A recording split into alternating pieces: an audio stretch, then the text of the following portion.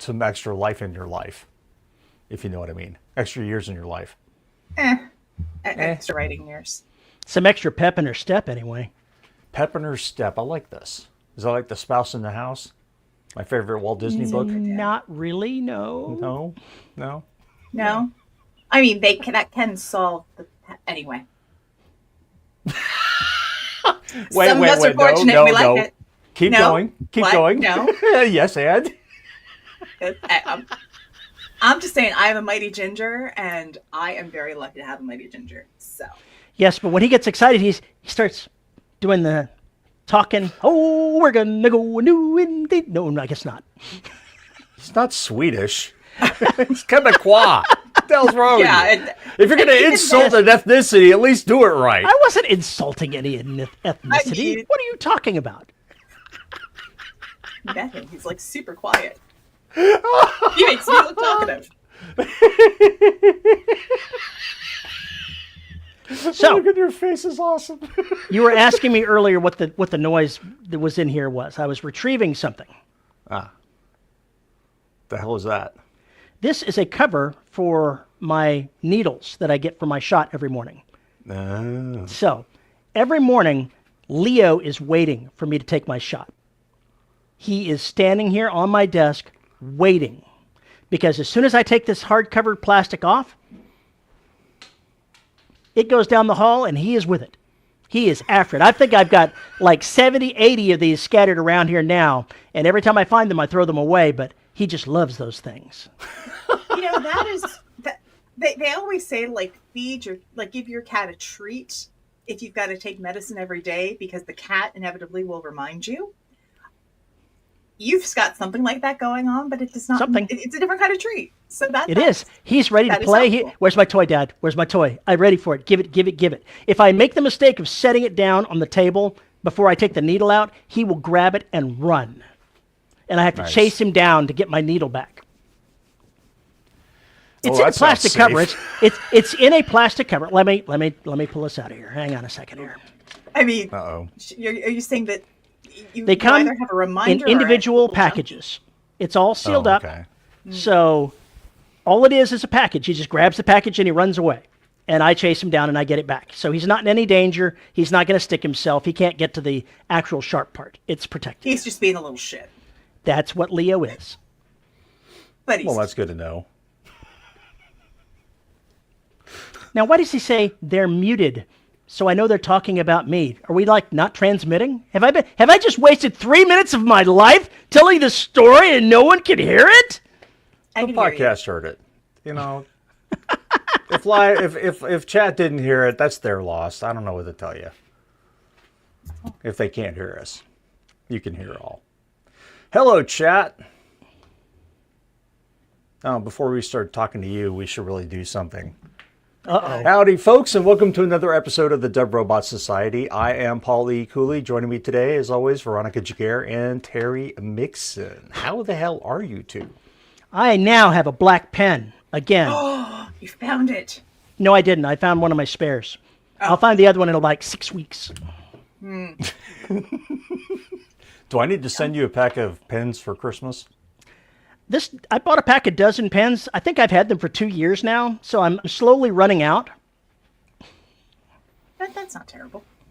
I see. Well, V, how the hell are you? I am here, and the holiday has gone through, and now I have every excuse to cover my house in Christmas stuff, because I am one of those people who, the minute I'm socially able to, I will decorate the crap out of the house. I will play all the Christmas music. I will break out my holiday drinkware. Because it makes me happy. Ho, ho, ho, bitches! My wife works in retail. If I played Christmas music at the house, she'd fucking lynch me. Oh, so fun fact. The Mighty Ginger, in his, one of his first jobs through high school and part of college, he worked at the Christmas tree shops, which is, if you're not familiar with them, it's kind of like a catch-all, kind of like a Big Lots or whatever, but it's a little retail store that has junk. It is a junky retail store, kind of like a not Pottery Barn. Big Lots. Yeah, kind of like a Big Lots. Not as hectic as an Ollie's, but still they've got their stuff there. But of course, because it's the Christmas tree shops, they play Christmas music every single day of the year. Oh God. And he had to wear a green apron and look like one of Santa's helpers. Oh, I think I would shoot myself. So, needless to say, it's taken decades to get to the point where I can play Christmas music, like starting in mid-November, and carry it through. However, everybody has like their favorite holiday song. His is one of my least favorites. And there is always a war of when it gets played and who is going to wind up playing it and why do I have to endure it. Okay, spell it. Which one is it? It's the Chipmunks Christmas song, and I cannot stand it. Oh, fuck. Okay, I know what to send you for Xmas. Oh, that's rude. Now, however, if you would like a wonderful rendition of a very much overplayed Christmas song, might I recommend All I Want for Christmas Is You? Not the Mariah Carey version, but the My Chemical Romance version. Oh, God. It's amazing. Loads of drums and screaming. Yes. Seems apropos. Yep. What have you been up to creatively? Working. Just I've had to readjust my recording schedule because of things and stuff, because I have 3 books due by the end of the year. So 1 got finished and uploaded yesterday, and I worked on 1 today, and then there's going to be some more tomorrow because that book is due by the 6th, and then another one is due on the 12th. And then I will be done for the year, and I can work on contracts and calendars and all the other fun things. All the other Terry's hearing garbage. voices. You may have heard a dog barking downstairs. What is this madness? That doesn't sound like part of your menagerie. Explain. It is not. My wife's oldest went out of town for Thanksgiving to visit friends, and we were dog sitting. Little white doggy about this size, which the cats all do not care for. Gee, imagine that. But I heard it barking, and I was listening to see whether or not the daughter had arrived to pick it up, or if it was just the dog making noise. I I'm noticed told it she got has an not it. arrived. It doesn't get a gender; it gets an Oh, it. it's a she. It's a she. It's unconscious bias against dogs. I've owned dogs in my life. I much prefer cats. Well, Terry, since V is boring as shit, what do you know? Boring? Well, Rude. let's see. I got the final sign-off on what I'm doing in the first book, so I now have my approved plot, and I can begin writing it as soon as I finish reading through the Empire book I am currently reading through. I figure another 5 days, and I'll have that off to the editor, and I can start on this. But I get to do something very exciting. I get to write a short story to introduce readers to the character in the universe before I've ever written a single word about this character in any way whatsoever. So that's going to be exciting. So are they using it as a reader magnet to intro the series? They are. Interesting. The last time I wrote a reader magnet, I at least got the first book done before I had to write it. So this time, I'm not really all that sure about personalities and so forth. Better So figure that shit out. that's usually settled in the first novel. Looks like there's going to be some discovery writing going on. Yeah, rapid discovery writing. He said it needed to be 7,000 words, so I said, yep, 10 to 12,000 words. Got it. It's a reader Hang around magnet. all too long. Yeah, no kidding. Who cares how long it is? It is what it is, but I'll get that done. He wants it. He wants that in his hands in about 3 weeks, so I'll get that to him before I start writing the novel, and then I kick off the novel. Woohoo! Yay! I can't wait. I can't wait to hear your travails and trials. It'll be interesting to see how well the series does, because I won't know how many books we're aiming for until we see how the series performs. How the The initial target is 6 books. If it does well, that becomes 12 or 18. So it becomes challenging at that point of saying, I've got to make sure that I don't get too carried away if this is not going to be successful, because I still have to bring it to a close if that's the case. I don't anticipate that being the case. I anticipate that I'm going to have a successful second series, because people like what I write. So hopefully they won't find something about this to find objectionable. Cool. V, what is your secret novel? It's a secret. I was typing it in the chat, but fine. Vampires and vampire hybrids in post-World War II Southern California. SoCal. And blood banks. Valley vampires. Dude. Please I tell said me they have an Orange Tree post-World War Orchard. II. I said Please. post-World War II. We're not doing like, oh my God, no. The 80s is post-World War II. That's true. 50s. Early 1950s. It's going to give me an excuse to maybe sit and play through LA Noir. But Yeah, I was going to say that's the perfect 48 to 55 is a perfect spread for noir, LA Noir. yes. And there's the nice thing is there's a lot of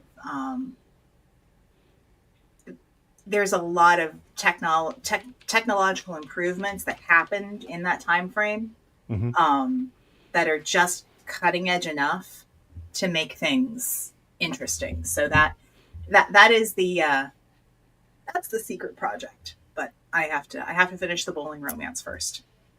Good God, I have to finish it. That is an interesting question. How do you get dialogue right when writing historic stuff? Too often we make them sound like us. Frankly, I hope that anybody that would know how they sound is dead by now, and they won't catch me. Watch old newscasts. Old newscasts and old movies. And that's the way it was. The problem with old movies is, I would say old TV rather than old movies, because sometimes during movies you had that people were trained to use the transatlantic accent, because that was considered like that was the American attempt at what British received pronunciation is, and it was considered proper speech. And now it's just like, if you want to sound all Great Gatsby, be my guest, but no one actually speaks like that. I would say the other way to learn it is go read his fiction of the time. Because I think you get more from that, because words like bub are going to get used for that time period when, instead of man, you're going to say bub. I wonder if people are still carrying heaters. Yeah, people. Yeah, exactly. Pistols are still referred to as heaters. I'm not sure if that's the case. That was the 30s. I'm not sure that they were still heaters by the 50s. I'm not sure. I think they probably were, but that's something you can look at. Slang is tough when you go back 100 years.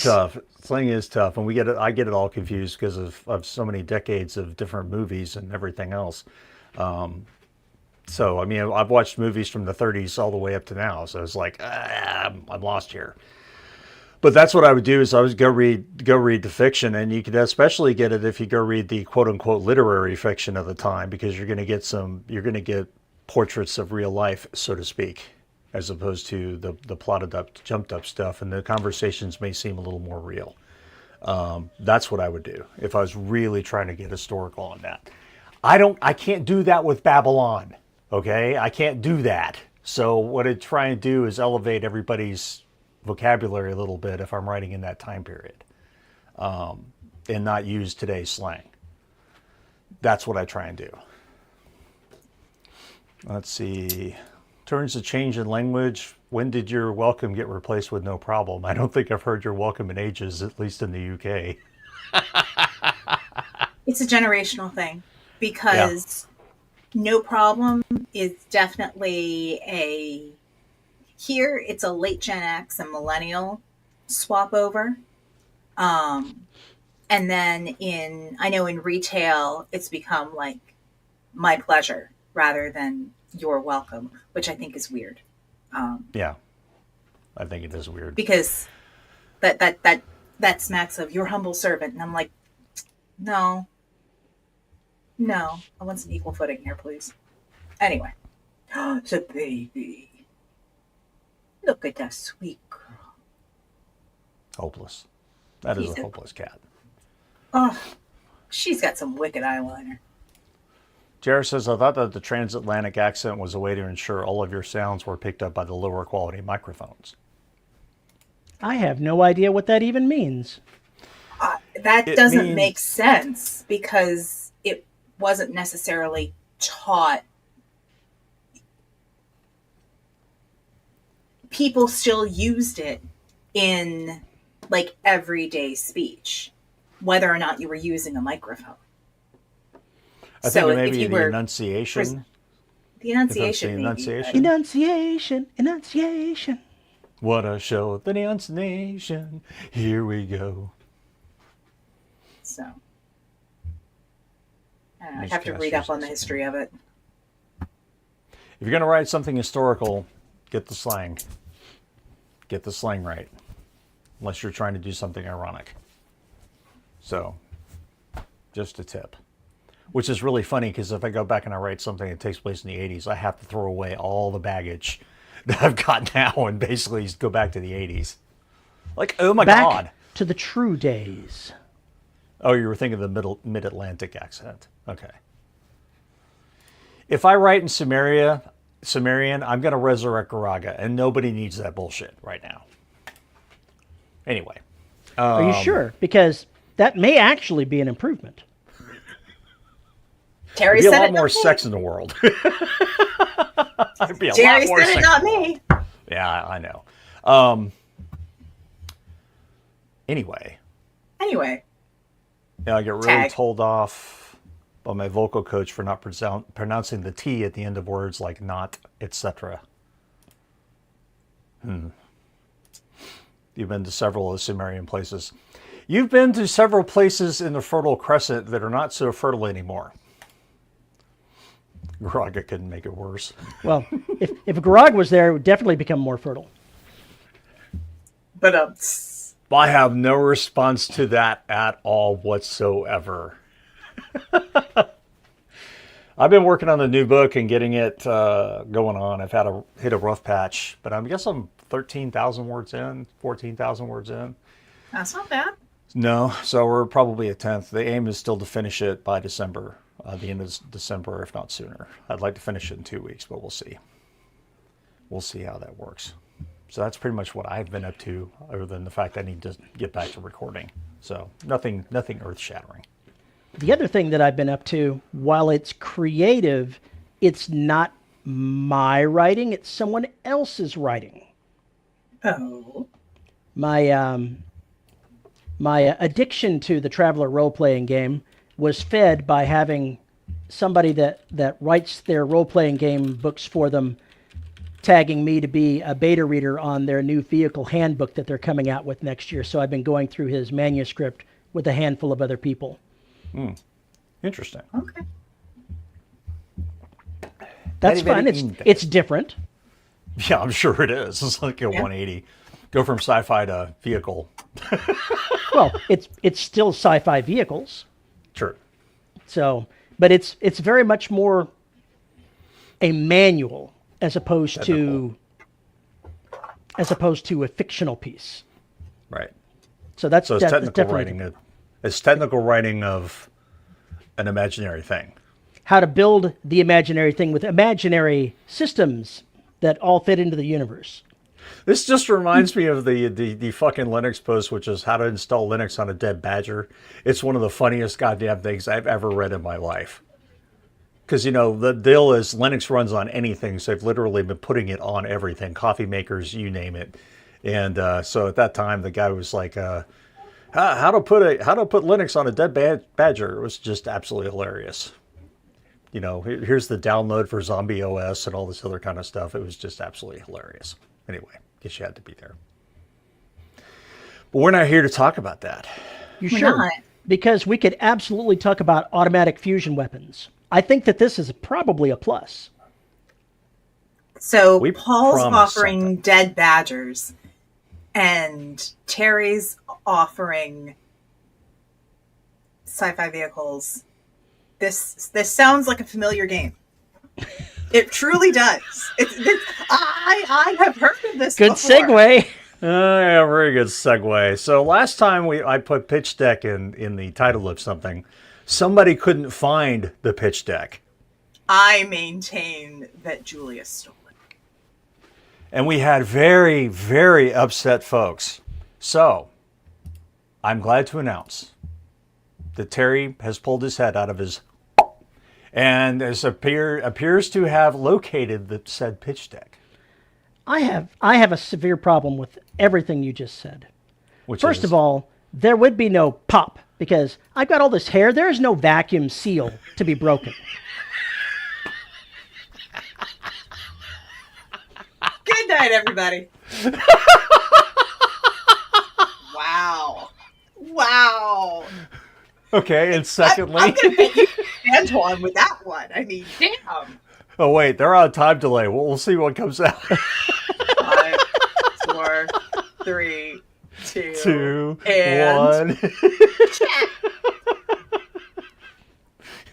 1. Suddenly, like five chats just come in at once. Why did our listener numbers drop from 9 to 3? What happened? They're back up to... Yeah, exactly. It says I got nothing. Wow. He's speechless. Look what you've done.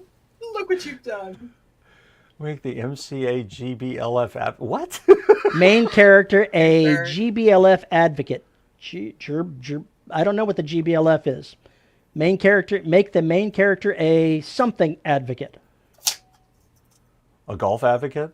I don't know what it is. It's GBLF. I'm not sure what that means. I do not know that acronym. Where the hell did that come from? We haven't even drawn a card, guys. Really? I'm dropping pens everywhere. Oh, there we go.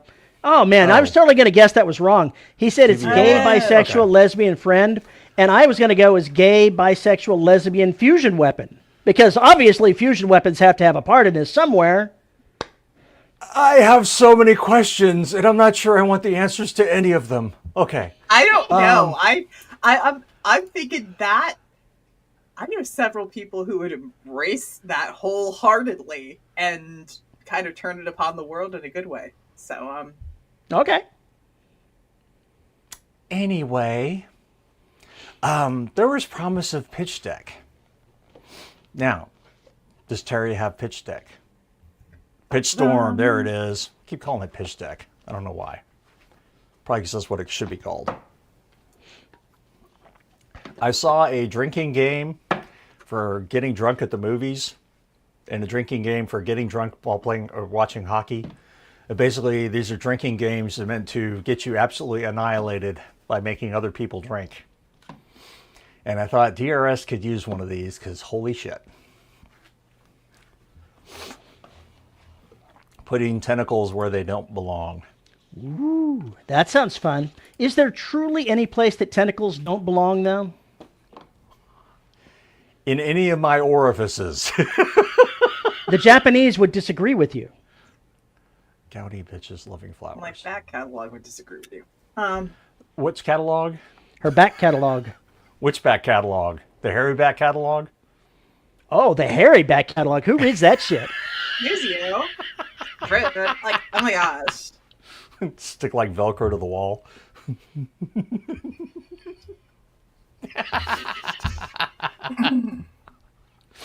All right, if nobody remembers how pitch deck works or pitch storm works, Terry, remind them.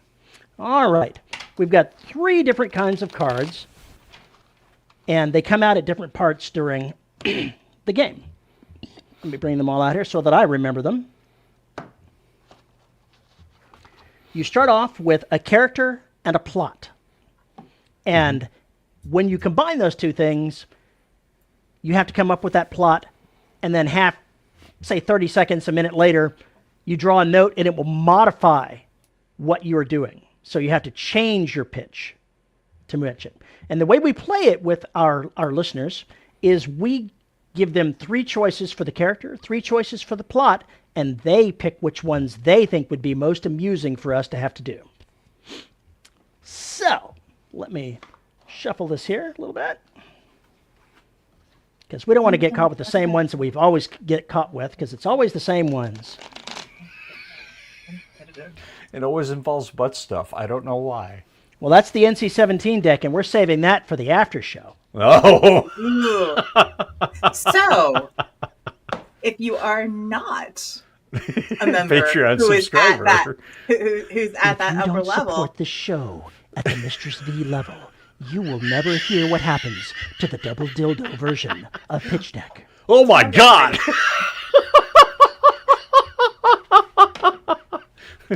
Always guaranteed pegging on the first card. Oh! We've got Antoine's attention.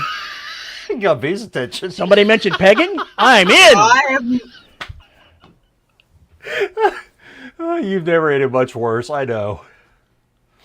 I know. paycheck. Yes. Oh, this is cool. DRS got me through a lot of tough times at work over the years. Now I'm a dad with twin toddlers, trying to finish the final draft of my first novel. The wisdom and laughs are greatly appreciated. You are very welcome. Best of luck. You are playing life on hard level, and props to you for doing all of that with like under the age of 5. I have been there. Mad props.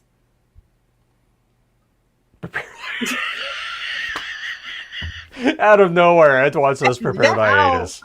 Again, that's for after dark. And this is why we recommend headphones. Pitching Veronica's Pegging Valley Vamps.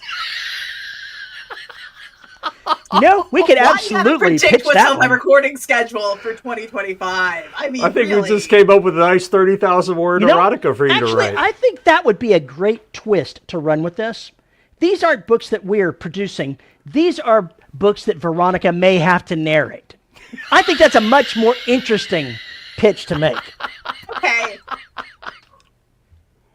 Have the 2 of you been talking with my co-authors? Because No, it's but the I'm gonna have it's to the start making them. constant thing with at least 2 of them. They're like, let's see, what can we make her narrate that's just gonna either like be really difficult to stumble over, or can we give her an accent that she's never done? And I'm like, I drew the line at Klingon, and then I promptly opened it up in Duolingo so I could learn. Okay, I don't want to. After this past week of narration, I do not want that verb again. Matt says, I've just remembered why I haven't suggested DRS to my budding author niece. Oh, I totally believe that. Yeah, she would gain a lot from this show. Uncle Matt, Hey, we have our moments when we're not like in the blue area of life. All right, guys. Here we go. Here we go. The character is the U.S. President. Oh, no. A desperate con artist struggling to feed their family. The roguish captain of an interstellar starship. Which character is it going to be, guys?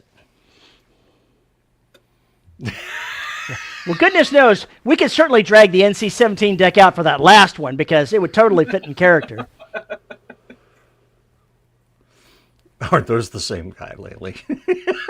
They're all one guy. Con artist rogue with a starship. Okay, we got it. Nope, it ain't. Rogue starship captain. All right, the roguish starship captain it is. The plot. Choose a plot previously pitched by another player. Throw that toss. Out it that one. goes. Toss. How did that happen? 2 of them in a row. Get lost Gets in lost the in the Amazon jungle. It may be the actual jungle or the online jungle. Your choice. Discovers the terrible secret about their own family. Choose the favorite plot. Choose the plot to your favorite book. Your movie is an adaptation of that book. I don't like that one. We're going to throw that one. Toss. What is this? What is this? Tries to solve a mystery deep under the Pacific Ocean. All right. Gets lost in the Amazon jungle. Discovers a terrible secret about their own family. Tries to solve a mystery deep under the Pacific Ocean.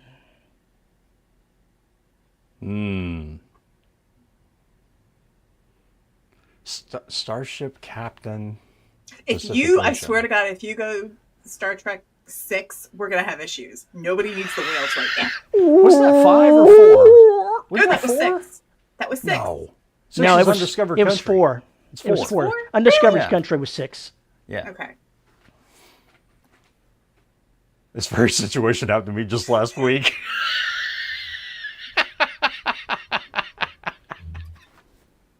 Oh my God.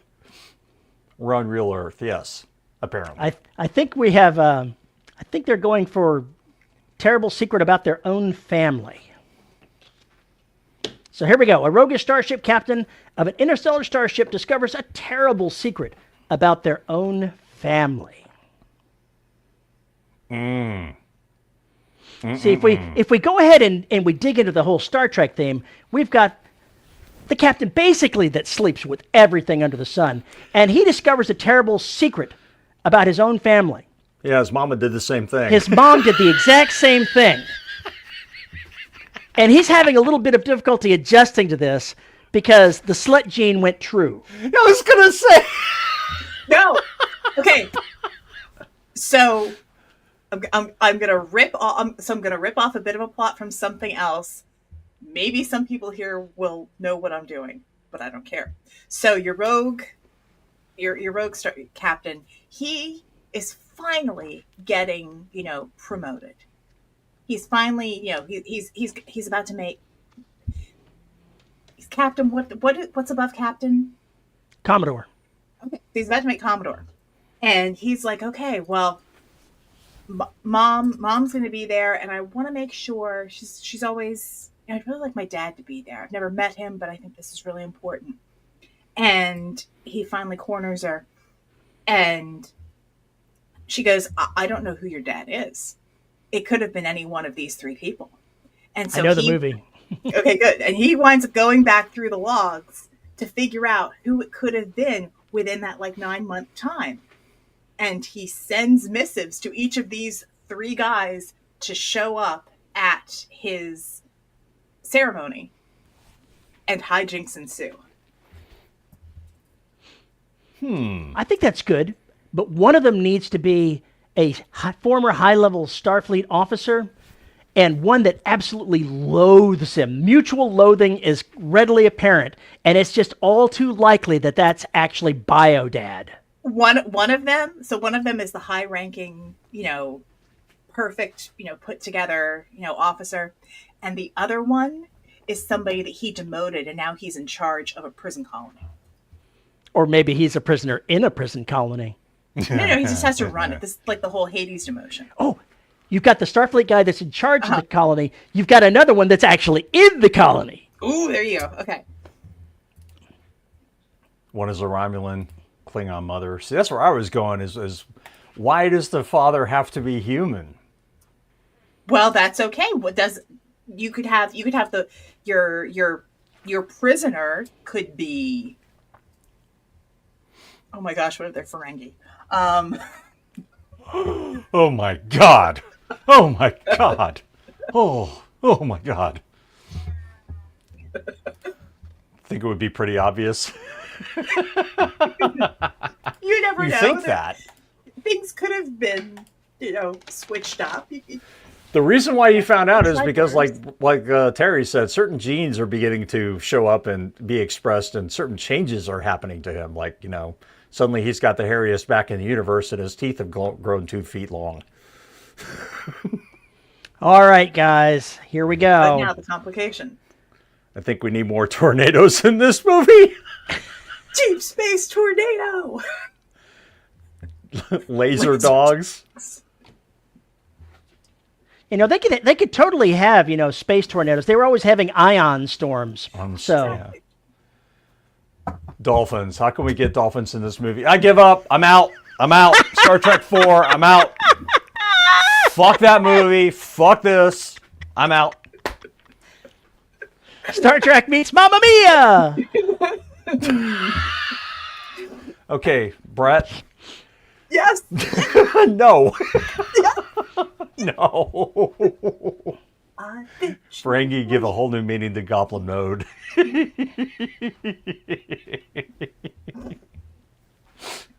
What, a Klepian parent? What the hell is a Klepian? Kelpian. I don't know what that is. Discovery, Doug Jones's character. Okay. Not to get off topic, but there's a book called Startide Rising, which has dolphins in it. That's all I'm going to go. He says that, the captain is dolphin descendant. That totally makes sense because dolphins will bang anything. Literally anything. Pretty much, yeah. So that actually fits pretty well. Yes. Let's hope not. No, we don't want to have to sing ABBA songs. His real father was the dolphin all along. What are you talking about, Rowdy Rooster? We already know the dolphins are more intelligent. They have playtime 24/7. Did the dolphins sing goodbye and thanks for all the fish? The French of the Sea. I'm not touching that one, man. Rude. Touching that one. How very rude. That doesn't look like they're actually choosing one. They're just, they're just throwing snark rather than choosing one. I don't know. I think I'm seeing a lot of dolphins here. All right, I think so they chose the dolphins. this movie needs, what does it say here? Dolphins. How can we get dolphins in the movie? Obviously,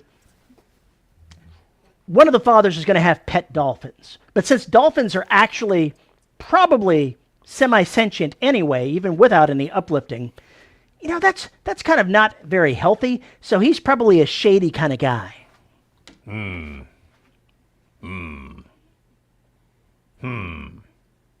So he'd have the dolphins like enslaved on his particular ship or wherever he is. He's Indentured trained servants. them to dive into the deep ocean and trick tourists into stealing their watches.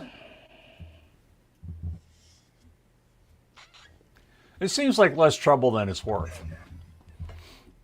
Or more trouble than it's worth, sorry. LB Train Star Trek 4 goes ABBA. I am so out. That's what I said. I'm out. It's Space dolphins? I mean, if we're going off canon, dolphins are part of the crew, at least in lower decks, if you're going to go far, far future for your Star Trek mythos. I know, it's awful. James says, I made a TTRPG where sea creatures were made the pilots of warships due to their intuitive understanding of 3D space. That is very interesting. I've often thought the same thing about Avian because they live in a world of 3D. They're not a 2D planer. They don't think in 2D planes. So I thought that's very interesting. I like that. Should all the characters be dolphins in this one? No human actors? Call Pixar. Wait, so if we jump off of what James said, what if the indentured dolphins are actually pilots of like some mercenary group that is controlled, and that's controlled by your possible dad? Maybe And his father is the indentured servant on that ship. One of them. Well, I'm saying that the bad guy would have had like the dolphins as indentured servants as a fleet to command, and then he's going to go and command them to attack where the ceremony is going to be. Because James says, oh no, my daddy was a battleship? No. He's a dolphin. It's a bottle ship. Oh, that's bad. the captain is a dolphin and finds out his father is a human? Cue Captain Kirk. Again.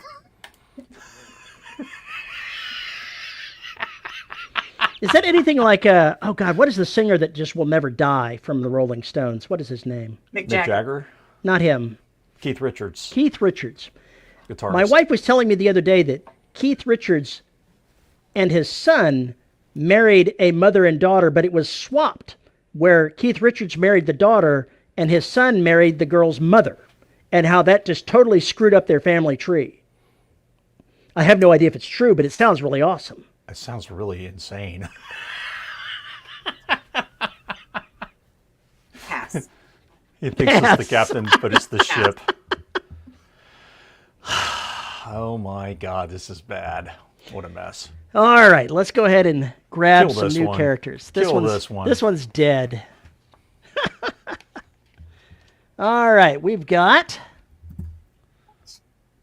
a corrupt oil baron that will do anything for a profit. Basically a Ferengi. I know. The best hacker in the world. A secret agent whose cover has just been blown. What's it going to be, guys? And, you can't have any alternate meanings for the word blown until after dark. Sorry.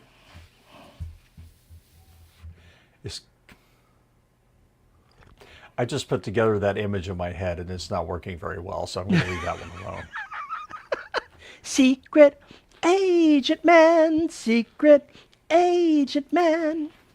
Apparently, every story you hear about Keith Richards is actually true. He even scared Alice Cooper. This is surprising. Alice Cooper's kind of a regular dude. My understanding. All right, everybody wants a secret agent. I just can't get over Alice Cooper in the one movie with the guy going, ugliest woman ever. See, my favorite is, okay, there are two. One is from Wayne's World. We're not worthy. We're not worthy. And Alice Cooper just puts his hand out for them to kiss the ring, which is wonderful. But then also Alice Cooper on The Muppet Show was fantastic. Because the man is a Muppet. One. I barely remember that one. Oh, I'll have to find that. All right, Terry, what's the plot? All right, what's our secret agent going to be up to? Treks across a dangerous desert to save their friends. I'll let Paul read that one. Must stop a child mayor from bankrupting their hometown. Indeed. Interesting. Accidentally starts World War III. Well, that last one does kind of fit in with the blown cover. There we go. So we got a blown cover, and he accidentally started World War III. They got to pick. Oh, yeah. Alice Cooper and Prince of Darkness threw me for a loop. Yeah, he was twisted in that. He didn't have any words, if I remember correctly. No dialogue. World War III, Desert in the Amazon, 2 for World War III. So starts World War III. Looks like World War III is probably got the winning here. Yes. So we'll run with that. A secret agent whose cover has just been blown accidentally starts World War III. Well, obviously, he's got to have one act, and it has to involve blowing his cover that is going to start World War III. So he's spying in the Kremlin, and he is accidentally discovered when he inadvertently trips over, a bottle of vodka and knocks Vladimir Putin down the stairs, killing him instantly. We're going for World War III, not world peace. We've got to figure out somebody else. Well, you don't think they'd do something about this? Obviously, they'd react. Besides clap? Okay, maybe this is true. Yeah. No. So I'll take that. It wouldn't be there if you want to cause a problem. Please don't put me on another watch list. Too late. Crap.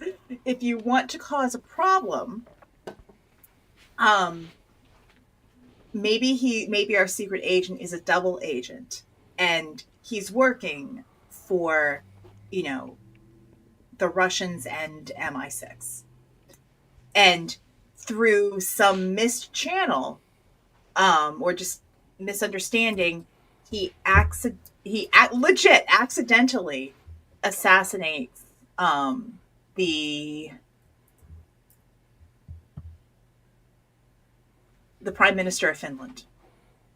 You want to pick the countries that's up in the Scandinavian peninsula because, Finns, they've got some hard feelings against yes, against them extremely anyway. hard feelings. So you do that, and he's like, "Oh, shit!" It's like, we didn't tell you to do that. Well, we didn't tell you to do it either, but we won't deny it.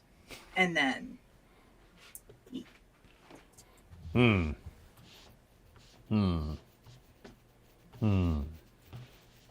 I kind of like this idea of the accidental assassination. I can tell you've got something else brewing in your brain. Spit it out.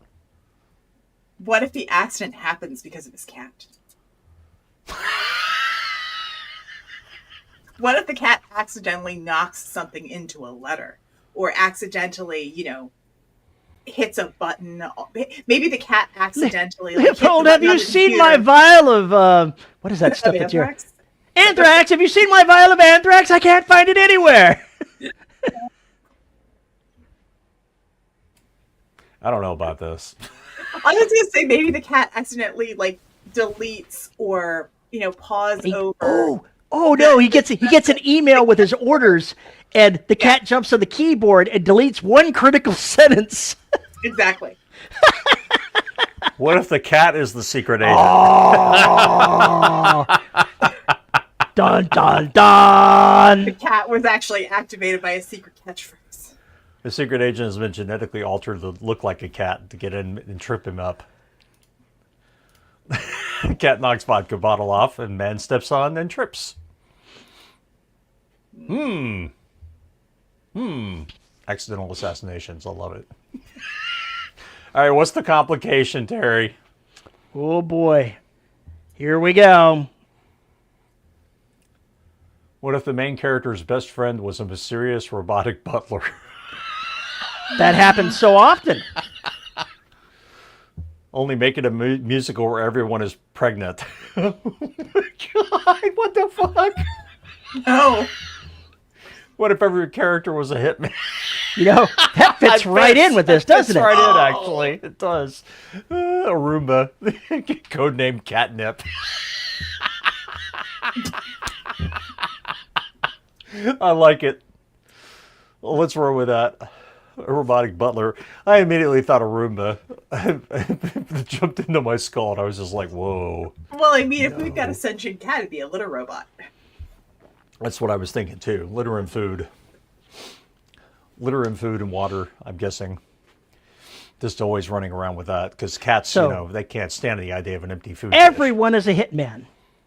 He is busy spying on the president of Finland when he discovers that the president of Finland is actually a deep sleeper agent planted by the Soviet Union that everyone has forgotten, and he inadvertently says the wrong thing, and suddenly they're dueling it out in the presidential office. And the president's an assassin, too. Got it. But because he's a sleeper agent, and he's been stuff is atrophied after a handful of decades. So he's got a walker. He's a little rough, doing it with the walker. Yeah, he's not totally up to par. He's also got dementia, so who knows what he'll shoot. Right. So our main character wins, and then when he has to report it, well, now because he has taken out a sleeper agent of the former Soviet Union, that results in his contacts on both sides trying to get him. So there is no quarter. There is Jason Bourne has nobody that he can shack up with at this point. He is running for his damn life. Starts World War III. And Dog the bounty hunter is after the cat. Oh my God. Come here. I'm trying to figure out where the end game is of this particular movie. How is he going to somehow redeem himself? I don't think he's going to, because that's why World War III happens. Yeah, how do you live after causing that? Well, you should go ahead So- and ask Snake Plissken how he lives after he goes ahead and drops, an EMP out on the entire world and kills billions. Snake Plissken? Snake Plissken. Nah, he'd never do something like that. He totally did. I kind of like combining all robotic butler, the only one the MC can trust, with oops, all hitmen. So follow me on this. So he does all the Hitman things, starts World War III, and he does have access to a safe house.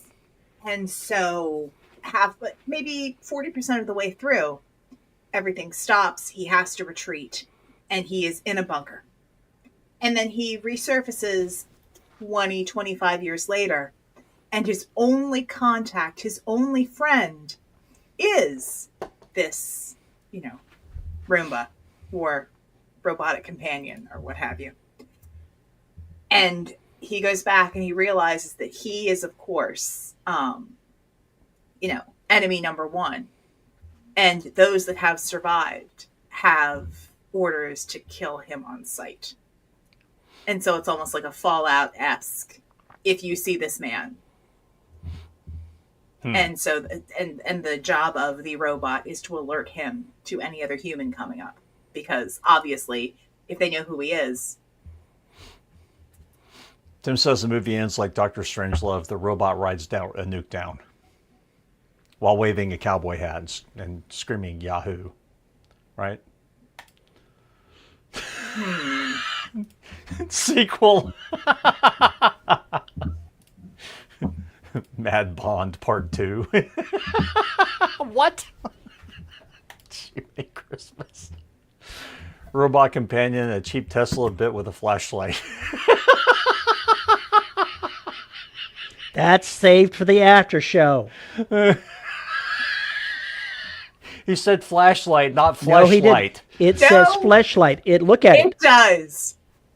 So how are you modifying the tailpipe of that? Wow, conversation? my dyslexia came out hard on that one. Wow. Hard? No, you you should were use just- the word hard. You were just Really? You were desperately trying to keep that clean, and Yeah, it just got worse. It just got worse. Save us, Terry. There's this pretty cat. Isn't she special? See? Yeah, she's special, all right. Okay. Get down, little one. There we go. I don't know. All right. Chat's We've got- ideas are even crazier than ours. I know, right? A young samurai on a quest to prove themselves. An A-list Hollywood star on the edge of bankruptcy. We've had that one before, I think. A private detective following a dangerous trail of clues. What are we doing, folks? What you got? This is the last one for the main show. Yeah. Make it good. Got one for samurai. One for One PI. for PI. Samurai Jack. We could totally do Samurai Jack. Never watched that show. Private Detective Samurai.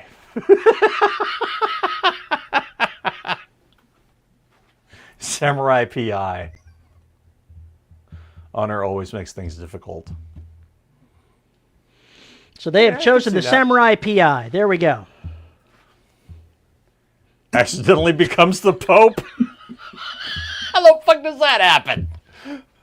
a very, very rigged ecclesiastical college. Hunts and is hunted by a deadly serial killer. I totally think that they should have a Predator movie where it's nothing but samurai. Makes contact with dangerous aliens. Oh boy. See? Predator. You haven't watched Prey, have you? Predator Prey? I have not. It takes place in the Sioux tribe. It's quite See, interesting. I heard about it, and I totally thought, oh, this would be great. Have a samurai thing. It kills the samurai's lord, and then you've got the samurai henchmen who are out to revenge and regain their honor. That could be a great movie. That actually could be a good Predator movie. I knew things were going to go wrong that day after the third bottle of sake, and she walked into my office. The dame brought sake. I knew it was trouble. Aliens becomes Pope of the aliens. Is the Space Pope reptilian? Where the fuck did that even come from? You know, I think they've exceeded the bounds of all storytelling. And how did this become sci-fi all of a sudden? Nothing in there. The kimono went all the way to the floor. Where else is it supposed to go? 7 samurai PIs take the Vatican. Oh my God. Look, man.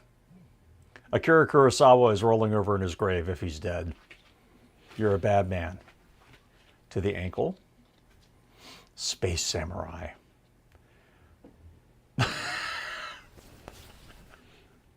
Oh man, this is so wrong. You know, it's much more entertaining just watching their ideas of what they're doing. I know. That's the thing. I know. Oh, Futurama. That's right. The reptilian space pope. Yeah, the space pope is reptilian. Yeah. Got it. Kimonos only go down to the ankle? Yes. I believe that is correct. Okay. Otherwise, it's a tripping hazard. Yeah, I guess you're right. Can't actually remember the options aside from the pope. Kimono should never touch the floor. It's unclean. Okay. You're the popes. 2 popes round 2. I think they've chosen pope whether they realize it or not. Clearly. So how does our samurai PI accidentally become pope? He wanders into the conclave where they're choosing the new pope, and it goes around the room of like, we don't really like any of the choices. We're just going to write this guy in. It's not going to matter. My vote's not going to count for anything. Then suddenly, he's got the most votes. Now, this turns into a series because really what it is the samurai pope who's actually investigating murders at the Vatican. Only murders at the Vatican. Maybe his last name is Pope. Maybe his last name is Pope. That's possible. He's not really the Pope. He's just a Pope. There could be lots of popes. Could be. The Lutheran Church decide they want a pope. What if the Pope was a serial killer? Wait a minute. I feel really confident that the Lutheran Church is not going to want a Pope. I'm just feeling it. The Church of England. Votes for the Pope has to be unanimous. I don't believe that's the case. I don't think that's right. It is. Is it? Unanimous? Yes. Oh, wow. Shows what I know. Like Brewster's Millions, vote none of the above.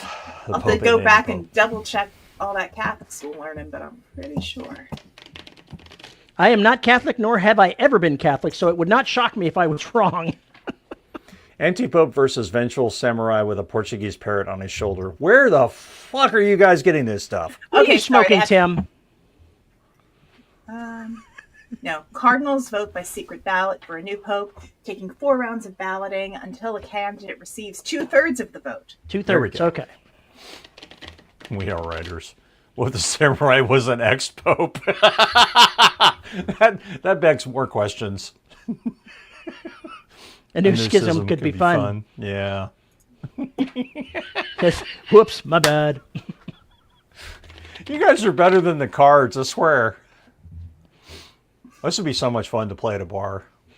Get in so much trouble at a con. You should totally do that and play it while drunk. Oh boy. Been multiple popes at the same time, most notably during the Western Schism from 1378 to 1417. Yep. If he's the next pope, he'd need to be a zombie, wouldn't he? Technically, they can retire, can't they?